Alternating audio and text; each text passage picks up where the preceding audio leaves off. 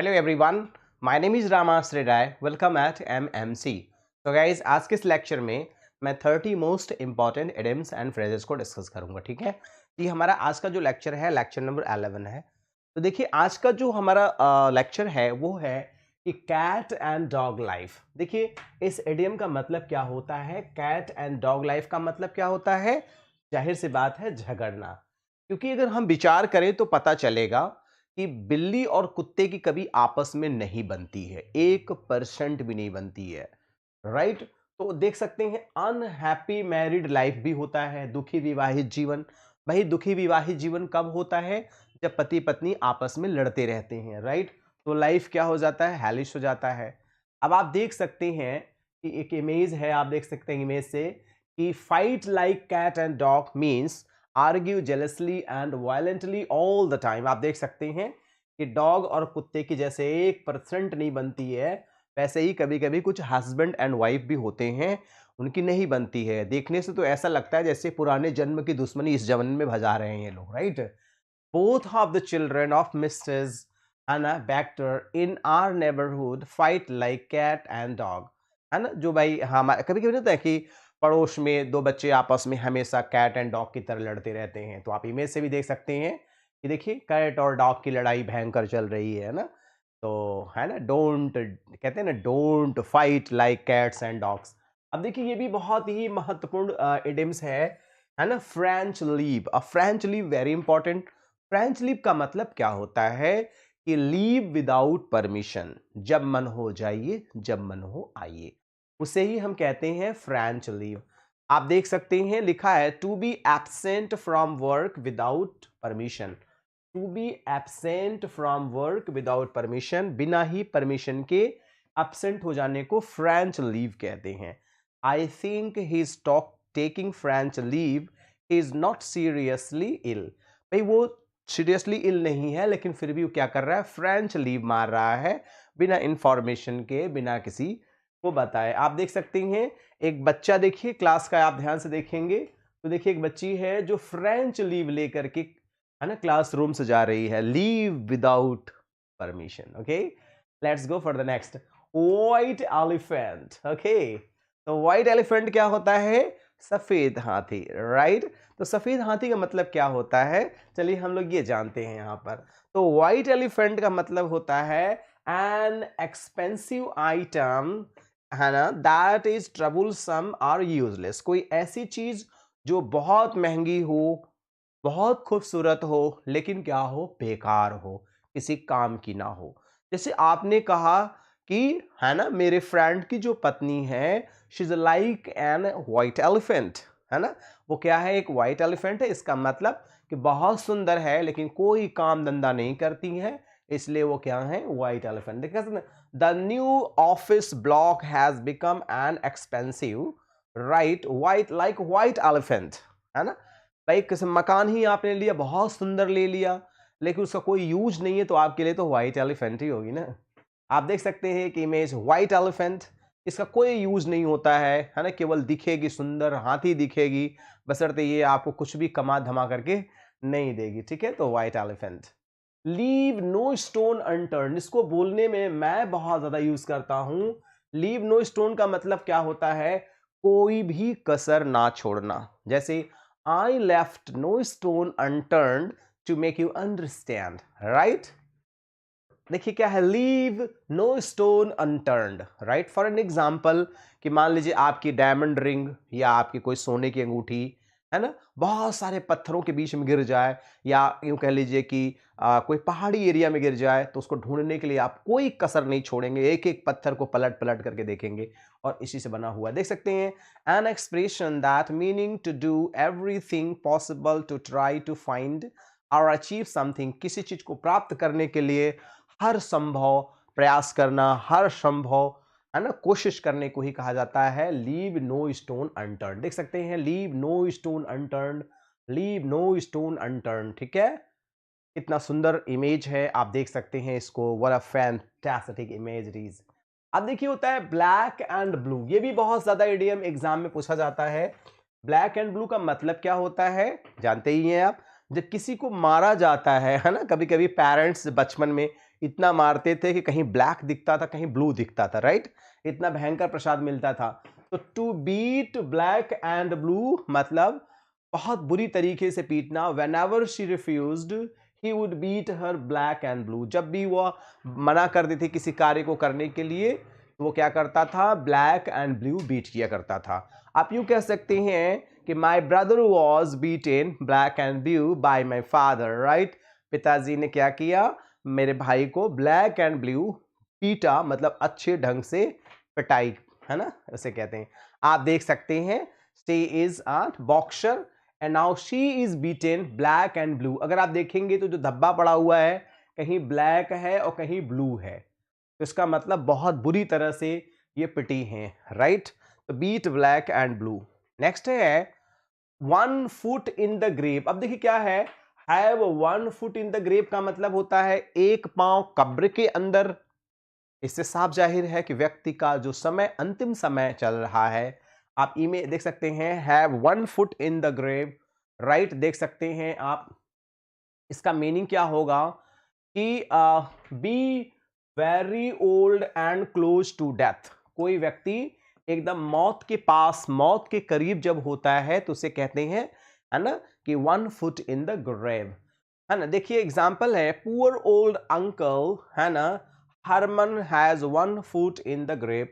Poor uncle Herman जो है, देखिए इनका एक पैर कब्र में है, इसका मतलब कि अब इनका अंत समय आ गया। इमेज को देख के भी आप बेहतर ढंग से अंडरस्टैंड कर सकते हैं। ईट वंस हार्ट आउट, ईट वंस हार्ट आउट, भाई अपने ही दिल को खाना, इसका मतलब किसी कष्ट को झेलना, किसी परेशानी को झेलना, किसी समस्या को झेलना। आप समझ सकते हैं suffer from excessive longing for someone और something, attainable to suffer silently, किसी चीज को बहुत साइलेंटली सफल करना। आप देख सकते हैं कि पेशेंट क्या कर रहा है, the patient is eating heart out, मतलब पेशेंट इस पेन को, इस कष्ट को झेल रहा है, ठीक है। नेक्स्ट है अ फेबियन पॉलिसी। अगला इडियम है फेबियन पॉलिसी का मतलब क्या होता है, बहुत सारे डेफिनेशन है। तो इसे बोलते हैं डिलेइंग टैक्टिस, कोई चीज देर करने की कला, है ना। Fabian policy refer to policy of delay. Simple exam में यही आता है, policy of delay and causes, किसी चीज को डिले करना। देख सकते हैं the government is following Fabian policy towards important issues.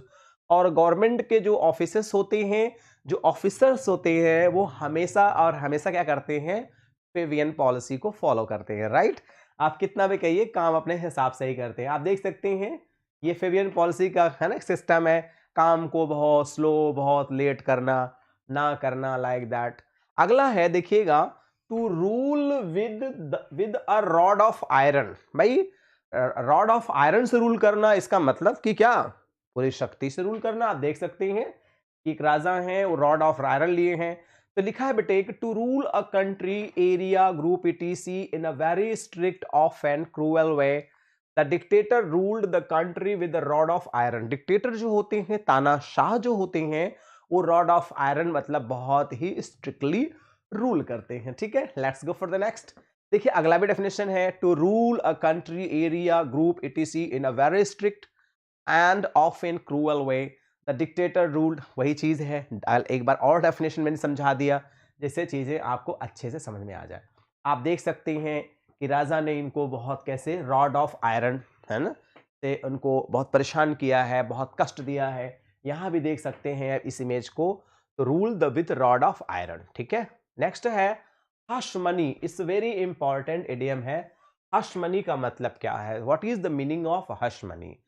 तो हश मनी का मतलब होता है, आप जानते हैं ब्राइब होता है, स्पेशली, है ना, to pay someone to keep something quiet, है ना, कोई चीज शांत रखने के लिए पैसा देना।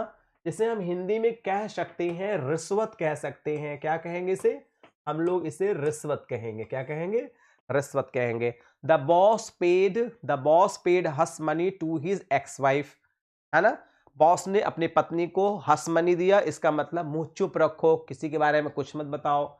आई heard that the bank paid hush money to the newspaper, ठीक है। हस मनी मतलब होता है ब्राइब, रिश्वत होता है। आप देख सकते हैं यहां पर एक ऊपर से हाथ मिला रहे हैं और नीचे से पैसा ले रहे हैं।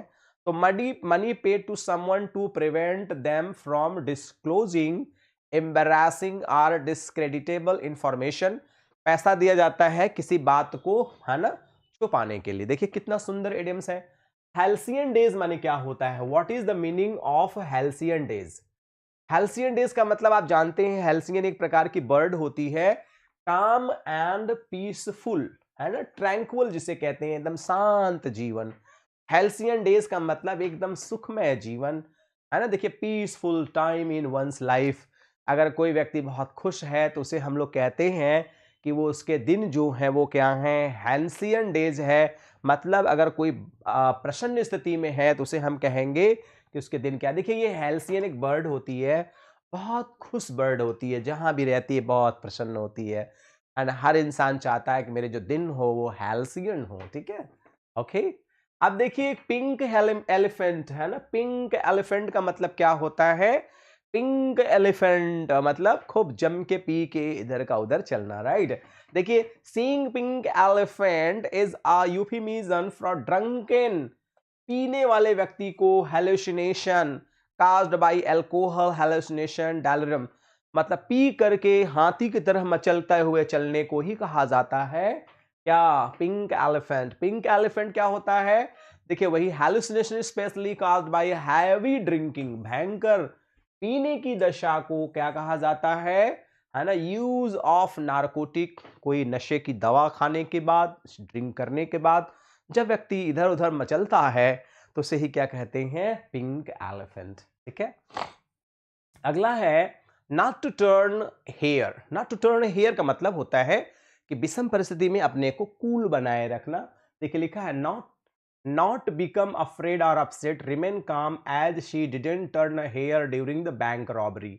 जैसे भाई बैंक में रॉबरी हो रही है और कोई मैडम वहां पे बैंक एम्प्लॉइज हैं, उन्होंने एकदम शांत होकर बैठी रही, एकदम बिल्कुल इधर का उधर उन्होंने स्थिति को इधर उधर नहीं किया, इसका मतलब रिमेन्ड काम, ठीक है। कभी कभी बच्चे को माता पिता जब डांटते हैं भयंकर ढंग से तो बच्चे भी एकदम, बच्चे बहुत चालाक होते हैं, जब वो समझ गए कि मम्मी का मतलब रुख बहुत भयंकर है तो एकदम शांत हो जाते हैं, क्योंकि जानते हैं कि अब मम्मी भयंकर प्रसाद देंगी, राइट। तो देख सकते हैं आप, एक्लस हील बहुत एग्जाम में पूछा जाता है, ठीक है।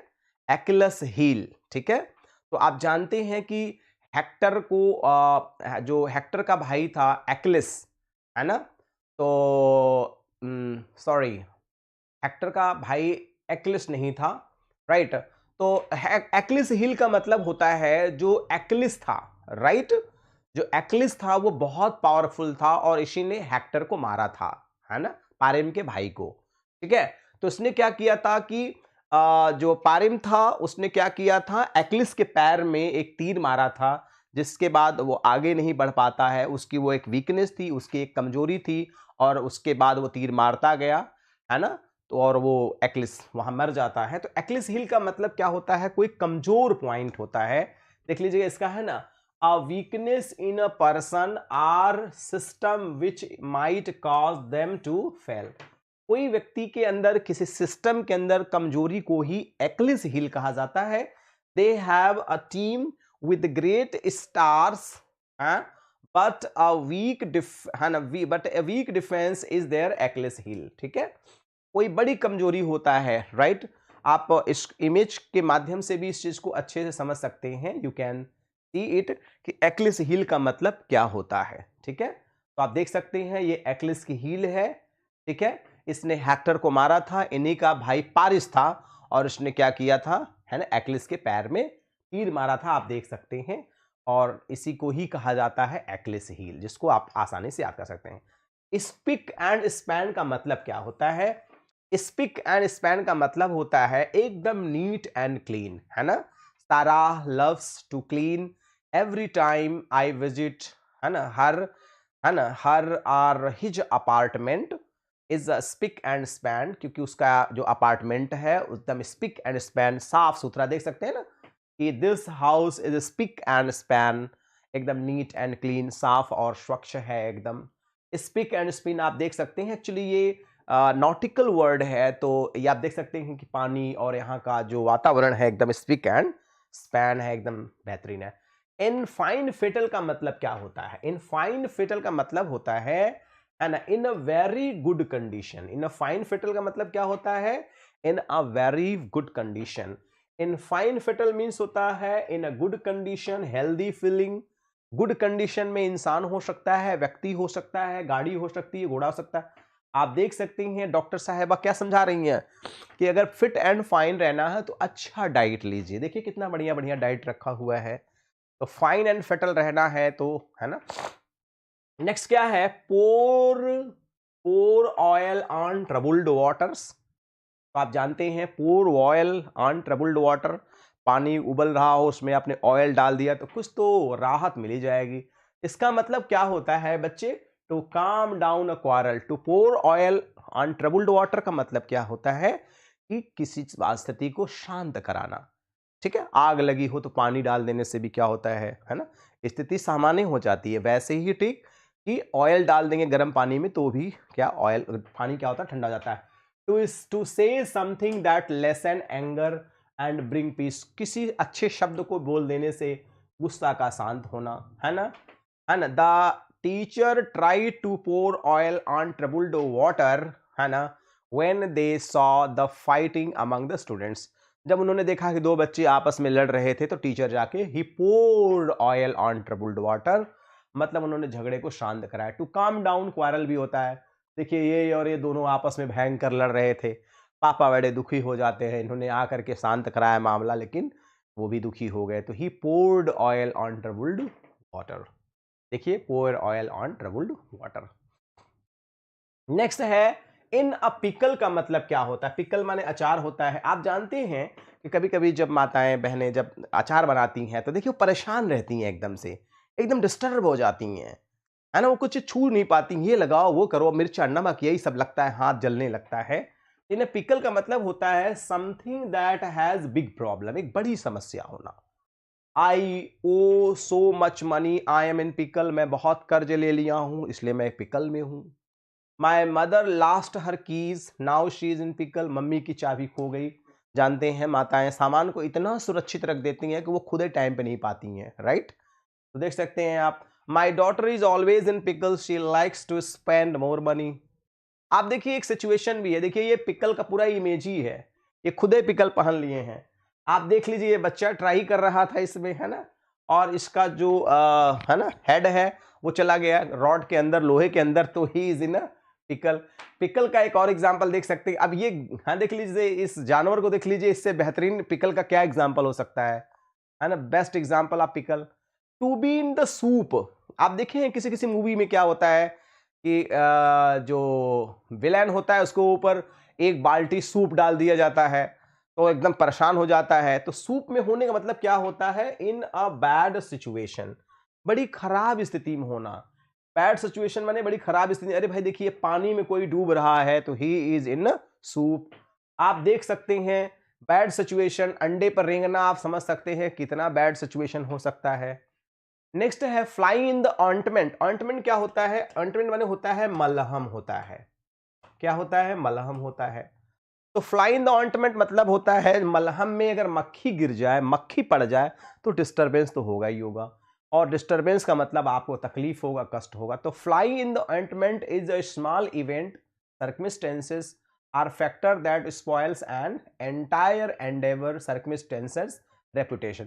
मतलब आपके सम्मान में, जैसे कि आप बहुत सम्मानित व्यक्ति हैं, है ना, और आपके घर में कोई ड्रिंक करने वाला मिल जाए तो फ्लाई इन द ऑइंटमेंट ही कहा जाएगा उसे। ठीक है, आप देख सकते हैं फ्लाई इन द ऑइंटमेंट का एक बेस्ट एग्जांपल है। ये मलहम रखा हुआ है और इसी में आके क्या करती है, एक मक्खी गिर जाती है तो जाहिर सी बात है वो डिस्टरबेंस ही होगा और कुछ नहीं। ठीक। फ्लाई इन द ऑइंटमेंट का बेस्ट एग्जांपल होता है कि someone or something that spoils a good situation. कोई चीज ऐसी जो आपके सिचुएशन को डिस्टर्ब, भाई आप ऑइंटमेंट है, मलहम है, आपके दर्द को कम करने की चीज है, और उसमें मक्खी मर जाए तो बड़ा डिस्टर्बेंस महसूस होता है। ठीक है, तो only fly in the ointment during our whole vacation was when our flight was delayed. बस यही था कि जब हम लोग एंजॉय करने गए थे, जब हमारा फ्लाइट डिले होगा वही फ्लाई इन द ऑइंटमेंट हो गया। अब देखिए कंगारू कोर्ट का मतलब क्या होता है? कंगारू कोर्ट का मतलब आप समझ सकते हैं self appointed unofficial court by group of people, कुछ लोगों के द्वारा खुद ही कोर्ट वगैरह का निर्माण कर देना कंगारू कोर्ट कहते हैं। विच कंडक्ट्स, है ना, pseudo judicial proceeding that are not legal, और जो कुछ भी उसमें होता है वो कोई चीज लीगल नहीं हो। देखिए कंगारू कोर्ट है, सब बेवकूफ ही बेवकूफ होते हैं और आपस के ही 4-6-10 बेवकूफ मिलकर उसे कंगारू कोर्ट कहते हैं, ठीक है। अब देखिए क्या है ग्रास वीडो का मतलब क्या होता है। ग्रास वीडो मतलब होता है कि वह औरत जिसका हस्बैंड काफी दिनों से दूर हो। यूं कह लीजिए जब किसी का हस्बैंड बहुत दूर होता है तो औरतें क्या करती हैं, खिड़की खोल कर देखती हैं, चारों तरफ हरियाली होती है, घास होता है, ये होता है, किसको देखें, वो तो घास को देखती हैं, पेड़ को देखती हैं कि उनका पिता मतलब उनके पति कब आएंगे, है ना, मेरा पिया गए रंगून, है ना, तो अपने हस्बैंड को वेट करती हैं। A women whose husband is away often, जिनके पति अक्सर बाहर रहते हैं, उसे ग्रास विडो कहते हैं, ठीक है। हालांकि वो विधवा तो नहीं होती हैं, लेकिन वो विधवा की तरह ही जिंदगी बिताती हैं, वेट करती हैं। जैसे किसी किसी के हस्बैंड मुंबई अमेरिका चले जाते हैं, 2-2 साल तक नहीं आते हैं, तो grass. A women whose husband temporarily away from her, उनके हस्बैंड जो काफी दिन तक बाहर रहते हों। देखिए इनका भी देखिए एक स्टेटमेंट है, माई हस्बैंड हैड 5 फियांसी, कह रहे मेरे हस्बैंड के 5 फियांसी हैं, मतलब 5 प्रेमिकाएं हैं, मंगेतर हैं, और एंड 2 वाइफ्स एंड 13 चिल्ड्रन। इनका दुख है, इनके पति के 5 पत्नियां हैं और, है ना, 5 मंगेतर हैं और 2 पत्नियां हैं और 13 बच्चे हैं। सोच लीजिए इनको कितना अपमान और कष्ट महसूस होता होगा। एसिड टेस्ट का मतलब क्या होता है आप जानते हैं। एसिड टेस्ट का मतलब होता है an acid test prove how effective something. आप जानते हैं कि कोई चीज कितनी खरी है, शुद्ध है, एसिड टेस्ट से पता चलता है। Something that shows the true worth or value of something or someone, किसी कोई चीज कितना बेहतर है, कितना अच्छा है, उसे एसिड टेस्ट हम लोग कहते हैं, ठीक है। आप देख सकते हैं एसिड टेस्ट ऐसा है, गोल्ड है, ब्रास है, पैसे किससे पता चलेगा, एसिड टेस्ट है। अगर एसिड है तो एसिड टेस्ट से पता चल जाएगा कि ये गोल्ड है कि ब्रास है, ठीक है। तो एसिड टेस्ट कहते हैं ना कि in interview you have to go through acid test, मतलब आप जज किए जाओगे कि आप खरे उतरोगे कि नहीं इंटरव्यू में। ऑल एंड सन्ड्री का मतलब क्या होता है, अगला इडियम्स है। ऑल एंड सन्ड्री का मतलब होता है विदाउट मेकिंग एनी डिस्टिंक्शन, बिना कोई भेद विभेद किए हुए, मतलब सबके सभी एक समान हैं। जैसे कि Mukesh Ambani invited all sundry his daughter's engagement, इन्होंने बोला कि अपने मुकेश अंबानी ने, है ना, अपने बेटी के एंगेजमेंट में सभी को बुलाया था, छोटा बड़ा सभी को।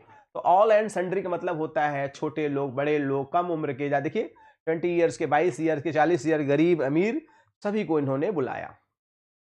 अब देखिए carry a lot of weight with, carry a weight का मतलब होता है बड़ा प्रभाव डालना।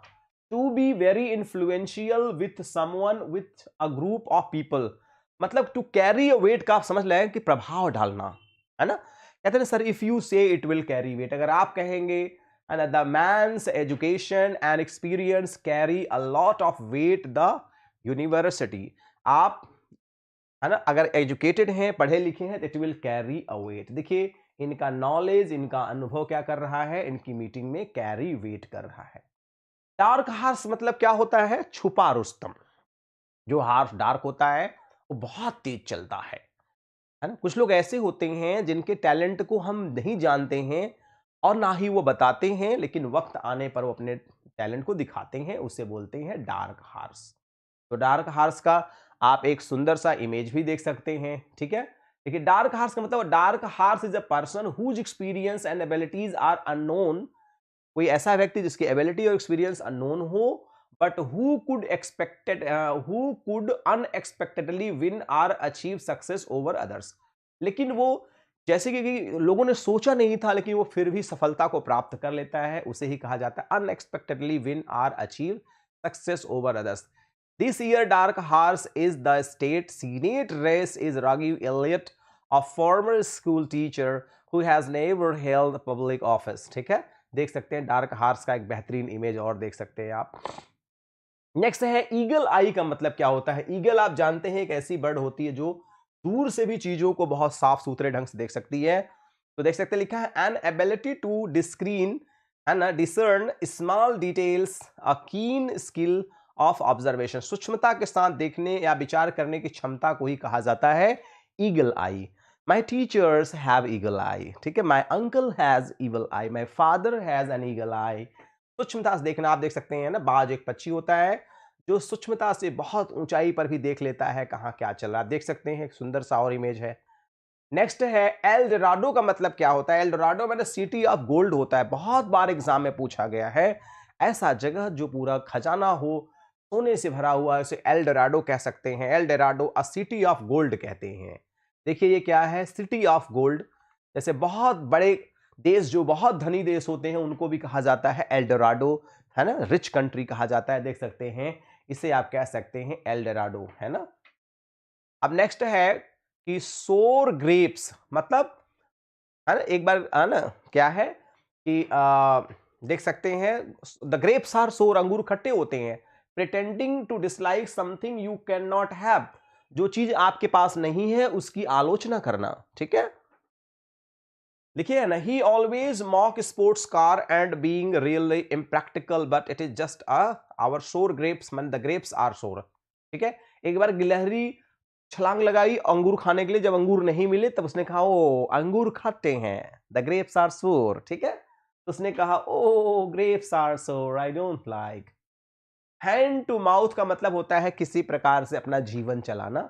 हैंड टू माउथ मतलब कुछ विशेष न कर पाना, समझ सकते हैं आप। हैंड टू माउथ का मतलब किसी प्रकार से अपने जीवन को बिताना, किसी प्रकार से अपनी लाइवलीहुड को चलाना। तो live from hand to mouth means to only have enough money to buy what only the utmost senses essential that has presently needs to have barely enough money to survive, मतलब बस उतना ही पैसा होना जिससे हमारा जीवन सर्वाइव हो जाए। देखिए ये क्या कर रही है मैडम, सिलाई कर रही हैं। इन्होंने कहा, हमने पूछा कितना अर्न कर लेती हैं, तो इन्होंने कहा कि just sir hand to mouth I am managing, मैंने केवल उतना ही अर्न होना जिससे हमारा भोजन पानी कपड़ा लत्ता चल सके, बहुत बैंक बैलेंस ना हो सके। तो गाइज आज के इस वीडियो में मैंने आपको 30 मोस्ट इफेक्टिव, है ना, डिस्कस किया आइडियम्स को। गाइज कुछ अच्छा लगता है तो लाइक करना, अगर नहीं अच्छा लगता है तो आप इसको डिसलाइक कर देना। वन मोर रिक्वेस्ट गाइज कि please share the link to your friends, near dear and sweetheart one. And one more request that is very important, that please and please subscribe the channel if you are new, so you will be notified with our latest videos. So guys, thanks for watching this video. Good day all and take care. Thank you very much.